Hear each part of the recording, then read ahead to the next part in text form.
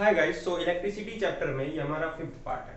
अभी तक हम लोगों ने चार्ज देखा, पोटेंशियल डिफरेंस देखा, करंट देखा, ओम्स लॉ देखा। आज के इस वीडियो में हम बात करने वाले हैं रेजिस्टेंस। क्योंकि रेजिस्टेंस को हम ओम्स लॉ में अच्छे से समझ चुके हैं कि भाई ये कहाँ से आया, उसकी उत्पत्ति कैसे हुई, तो ये ओम्स लॉ से हुई।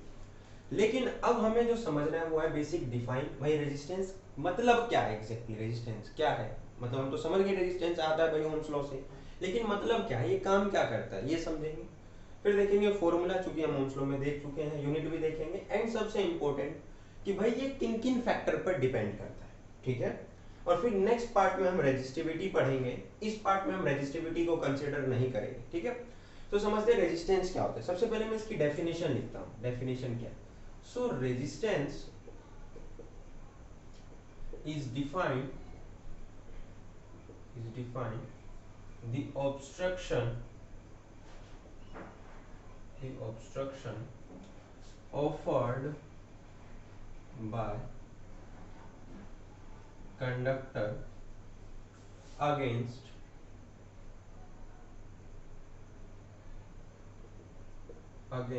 the flow of current, okay. So this is the basic definition. 1 second, थोड़ा सा पानी पी।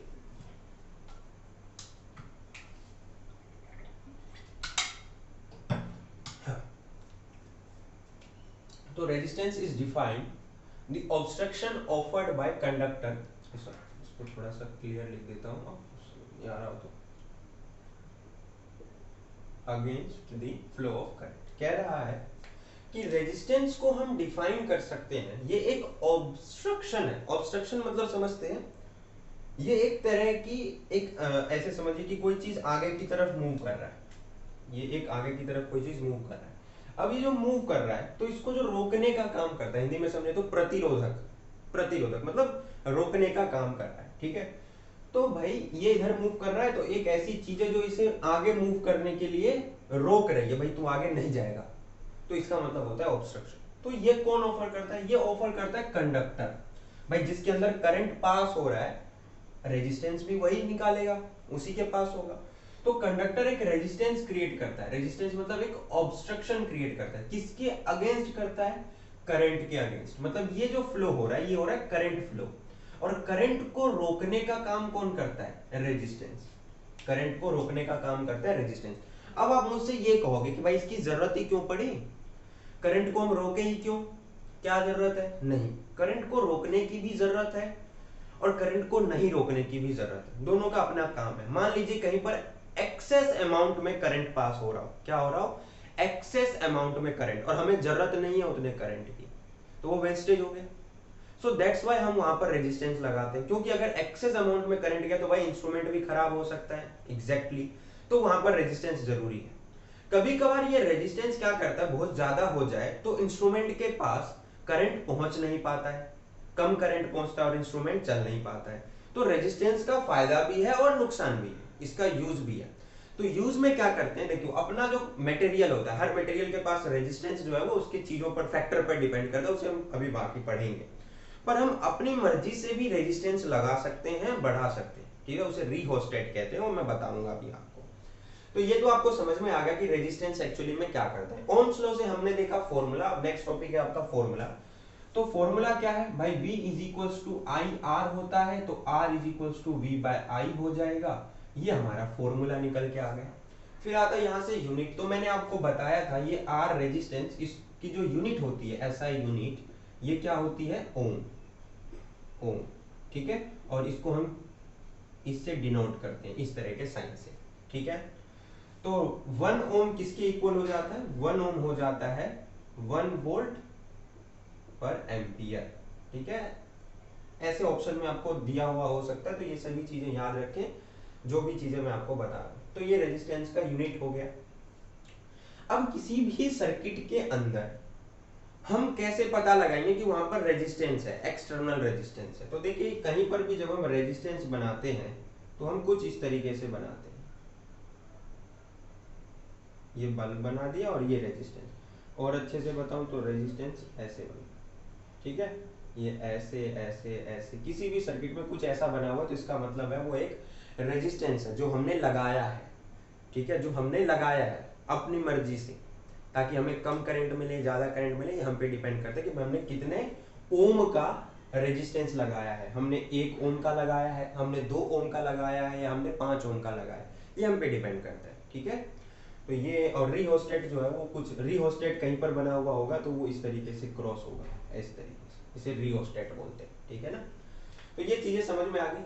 भाई डिफाइन फॉर्मूला यूनिट कैसे बताते हैं, कहीं पर सर्किट में अगर रेजिस्टेंस बनाना है तो इस तरीके से बनाएंगे, इसको नापने के लिए हम ओम का यूज करते हैं, एंड ये सभी चीजें हो गई। अब हम बात करते हैं इसके फैक्टर पे, भाई ये फैक्टर क्या है और कैसे क्या होगा, तो समझो बहुत अच्छे से, जो सबसे इंपॉर्टेंट है पेपर में फैक्टर। सो सबसे पहला फैक्टर आता है मटेरियल। मटेरियल सबसे पहले डिपेंड करता है मटेरियल पर कि भाई मटेरियल कैसा है, अच्छा मटेरियल है या बुरा। अब ये अच्छा मटेरियल और बुरा मटेरियल क्या है, तो मैं इसके लिए आपके पास एग्जांपल लेता हूँ, एक लेता हूँ आयरन और एक लेता हूँ वुड। अब मुझको ये बताइए कि किसमें रेजिस्टेंस ज्यादा होगा, तो आप कहोगे इसमें तो नेग्लिजियंस होगा, मतलब होगा पर नेग्लिजियंस के बराबर होगा, ना के बराबर, लेकिन होता है इसमें नेग्लिजियंस भी नहीं कह सकते भाई, इसके अंदर रेजिस्टेंस होता है, मीडियम होता है, ठीक है, आयरन, ठीक है। और जो वुड है इसके अंदर होता है इनफाइनाइट रेजिस्टेंस, इनफाइनाइट रेजिस्टेंस, ओम मतलब रेजिस्टेंस, इसके अंदर मीडियम। तो डिपेंड समझ में आ गया आपको, मटेरियल किस पर डिपेंड, मटेरियल पे कैसे डिपेंड करा। कुछ मटेरियल ऐसे होते हैं जिनके अंदर आसानी से इलेक्ट्रॉन फ्लो हो सकते हैं।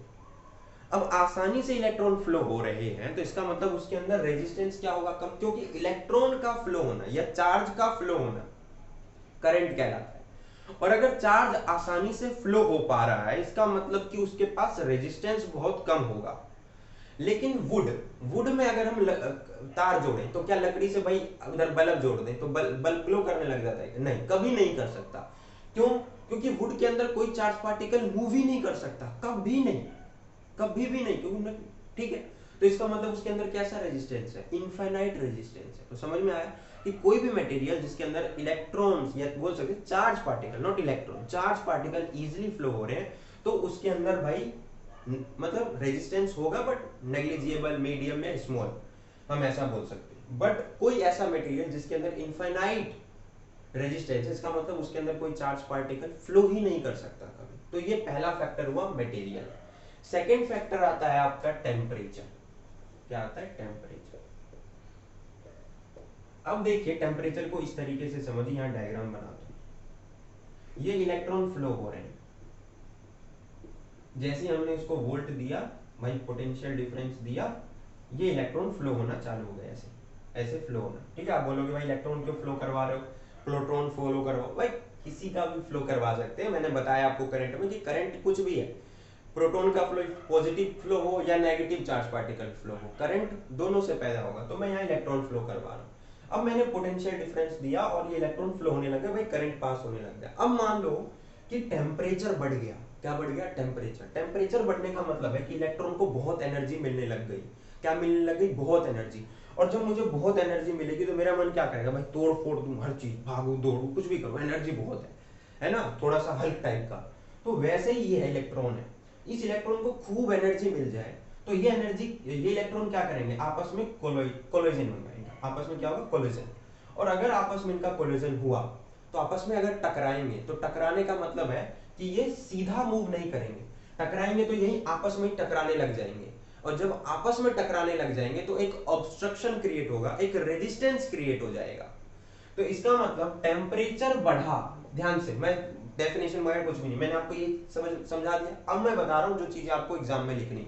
If temperature is increased then the collision between electron is increased due to which resistance is increased, ठीक है। if temperature is increased in a conductor, ऐसे लिख लीजिए, if temperature is increased in a conductor due to which the collision between electron is start and it offered excess amount of resistance. So if temperature is increased the resistance is also increased, and if temperature is decreased then resistance is also decreases.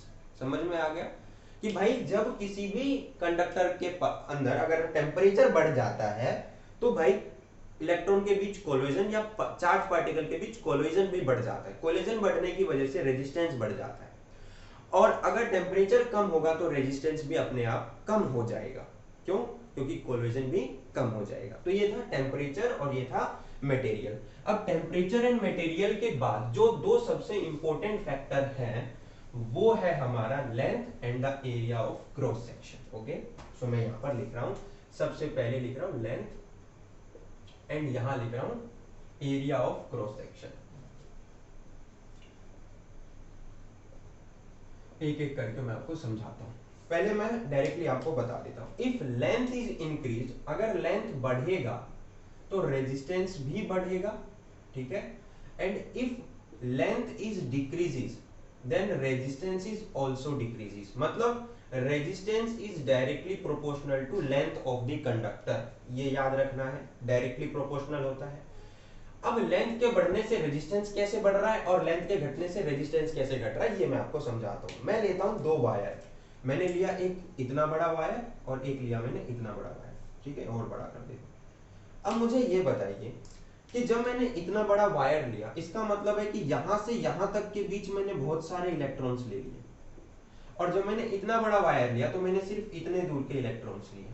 तो जब मैंने length बढ़ाया तो भाई electron भी बढ़े, और जब इलेक्ट्रॉन बढ़ रहा है तो इसका मतलब मैं इतने से यानी ए से बी तक का भाई रेजिस्टेंस देख रहा हूं। इन सब के बीच का रेजिस्टेंस आ जाएगा, इन सभी इलेक्ट्रॉन के बीच का रेजिस्टेंस आ जाएगा। और जब मैं यहां इस वायर में ले रहा हूं तो भाई लेंथ कम हो गया तो सिर्फ इतने ही इलेक्ट्रॉन्स के बीच का रेजिस्टेंस ले रहा हूं। तो लेंथ के बढ़ाने से आप देख रहे हैं कि चार्ज पार्टिकल की संख्या भी बढ़ रही है, जिसके वजह से रेजिस्टेंस भी बढ़ रहा होगा। और अगर लेंथ घटा दे तो भाई चार्ज पार्टिकल की संख्या, नंबर डिक्रीज हो रहा है, तो इसका मतलब रेजिस्टेंस भी डिक्रीज हो जाएगा। सो दैट्स व्हाई लेंथ के बढ़ने से रेजिस्टेंस बढ़ रहा है, लेंथ के घटने से रेजिस्टेंस घट रहा है। So if we increase the length, the number of charged particle is also increased, so due to which the resistance offered by conductor is increased, and if the length is decreased then the quantity or the concentration of the charge is also decreases, due to which the resistance offered by the conductor is also decreases. Now let's see the area of the cross section. What is area of cross section? Now अब इसे आप ऐसे समझिए कि भाई मैंने एक इतना मोटा वायर लिया यानी इतना बड़ा क्रॉस सेक्शन, और एक लिया मैंने इतना, दोनों की लेंथ इक्वल है, ध्यान से देखो बराबर है। अब मान लो कि इसके अंदर 5 इलेक्ट्रॉन है, 1 2 3 4 और 5, और इसमें भी 5 है, 1 2 3 4 5। मुझे ये बताओ कि किसके अंदर इलेक्ट्रॉन आसानी से पास होगा? तो सिंपली आप कहोगे कि भैया इलेक्ट्रॉन तो इसमें भी 5 है, इसमें भी 5 है। इसमें अगर हम एरिया बढ़ा देते हैं तो इलेक्ट्रॉन को पास होने के लिए जगह ज्यादा मिल गई, तो ये आपस में टकराएंगे कम, आसानी से सीधा फ्लो करेंगे यूनिडायरेक्शन में। लेकिन इसमें आपने उतने ही इलेक्ट्रॉन का एरिया कम करते चले जाएं। अगर एरिया कम करूंगा तो भाई जगह कम होगा, जगह कम होगा। अब मान लो इस एरिया को मैं धीरे बड़ा था, फिर कम किया, और कम कर दूं, और कम कर दूं, जितना जगह कम करूंगा इलेक्ट्रॉन को पास होने के लिए उतनी कम जगह मिलेगी, और अगर कम जगह मिलेगी तो इसका मतलब रेजिस्टेंस बढ़ेगा। तो इसमें क्या हुआ, अगर एरिया बढ़ा रहे हैं तो रेजिस्टेंस भी कम हो रहा है। कम क्यों हो रहा है? क्योंकि इलेक्ट्रॉन को पास होने के लिए ज्यादा जगह मिल रही है। ज्यादा जगह मतलब कम कोलिजन, कम कोलिजन का मतलब हो गया रेजिस्टेंस कम हो गया। तो if we increase the area, अगर हम एरिया ऑफ क्रॉस सेक्शन बढ़ा रहे हैं तो रेजिस्टेंस घट रहा है, अगर एरिया ऑफ क्रॉस सेक्शन घटा रहे हैं तो रेजिस्टेंस बढ़ रहा है। इसका मतलब है कि resistance is inversely proportional to area of cross section, ये याद रखना है। ये इनवर्सली प्रोपोर्शनल का मतलब होता है, मतलब रेजिस्टेंस बढ़ेगा तो एरिया ऑफ क्रॉस सेक्शन घटेगा, और अगर रेजिस्टेंस बढ़ रहा, रेजिस्टेंस कम होगा तो एरिया ऑफ क्रॉस सेक्शन बढ़ रहा होगा। तो ये इनवर्सली प्रोपोर्शनल का, इन दोनों का यूज हम रेजिस्टिविटी समझने में करेंगे, जो कि रो और उन सब चीजों से रिलेटेड है, उस पर एक न्यूमेरिकल पेपर में पूछा जाता है।